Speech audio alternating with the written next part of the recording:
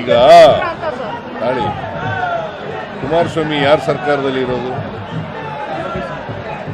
ಮಂತ್ರಿಯಾಗಿರೋದು ಯಾರ ಸರ್ಕಾರದಲ್ಲಿ ರೀ?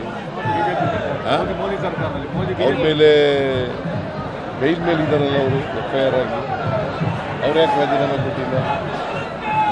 ನರೇಂದ್ರ ಮೋದಿ ಅವ್ರ ಸರ್ಕಾರದಲ್ಲೇ ಮಂತ್ರಿಯಾಗಿದ್ದಾರೆ. ಅದು ರಾಜಕೀಯ.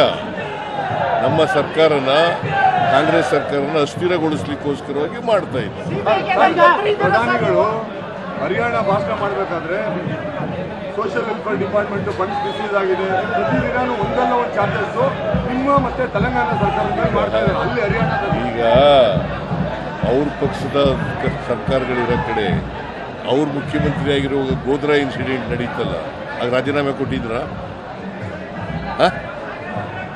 ಎಷ್ಟು ಜನ ಸತ್ತೋದ್ರು ಆಗ ಗೋಧ್ರಾ ಇನ್ಸಿಡೆಂಟ್ನಲ್ಲಿ?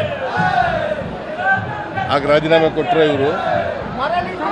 ಬಟ್ BJP ಅವ್ರಿಗೆ ಯಾವ ನೈತಿಕತೆ ಇದೆ? ಕುಮಾರಸ್ವಾಮಿ ಅವ್ರದೇ ಸರ್ಕಾರದಲ್ಲಿ ಇದ್ದಾರೆ, ಅವ್ರು ರಾಜೀನಾಮೆ ಕೊಟ್ಟಿಲ್ಲ. ಅವ್ರ ಮೇಲೆ ಈಶಾನ್ ಬೇಲ್ FIR ಆಗಿ ಬೇಲ್ ಮೇಲಿದ್ದಾರೆ, ಅವ್ರು ರಾಜೀನಾಮೆ ಕೊಟ್ಟಿದ್ದಾರ? ಅನೇಕ ರಾಜ್ಯಗಳಲ್ಲಿ ಅವ್ರು ಕೂಗ್ತಾರೆ ಬಿಡ್ರಿ, ನೀವ್ಯಾಕೆ ಆ ಕಡೆ ಹೋದಿರಿ?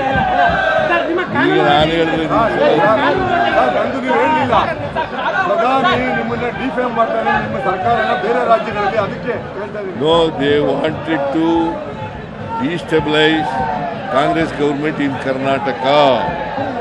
ಅವರು ಆಪರೇಷನ್ ಕಮಲ ಮಾಡಕ್ಕೆ ನೋಡಿದ್ರು, ಆಗಲಿಲ್ಲ. ಯಾಕಂದರೆ ನಾವು 136 ಜನ ಇದ್ದೀವಿ.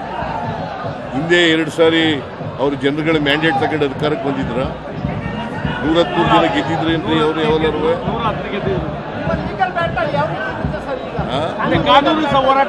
ನಾವು ಕಾನೂನು ಪ್ರಕಾರ ಲಾಯರ್ಗಳಿದ್ದಾರೆ, ಲಾಯರ್ಗಳ ಮೂಲಕ ಫೈಟ್ ಮಾಡ್ತೀವಿ.